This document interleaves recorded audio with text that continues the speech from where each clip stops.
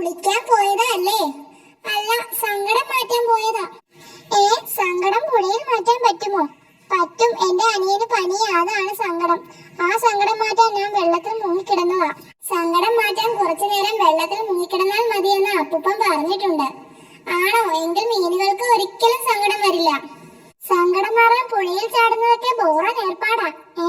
അതെ, നീന്താൻ അറിയാത്തവന് സങ്കടം വന്നാൽ എന്ത് ചെയ്യും? സങ്കടം മാറാൻ വേറെ വഴിയുണ്ട്. എന്ത് വഴി? ഇലയിലോ കല്ലിലോ അത് എഴുതി വെച്ചാൽ മതി. മനസ്സിലെ സങ്കടം എഴുതിയാൽ അത് തനിയെ മാറും. സൂത്ര, എഴുതാൻ അറിയാത്തവന് സങ്കടം വന്നാലോ? അത് പിന്നെ അത്തരം സന്ദർഭങ്ങളിൽ പുഴയിൽ ചാടാം. നീന്താനും എഴുതാനും അറിയാത്തവന് സങ്കടം മതി മതി, ഓവറായി ചിന്തിക്കണ്ട. മനസ്സിലായല്ലോ? സങ്കടം വന്നാൽ എഴുതണം, അത് തന്നെ. സൂത്ര, എഴുതാൻ അറിയില്ല എന്ന് സങ്കടം വന്നാൽ എഴുതണോ?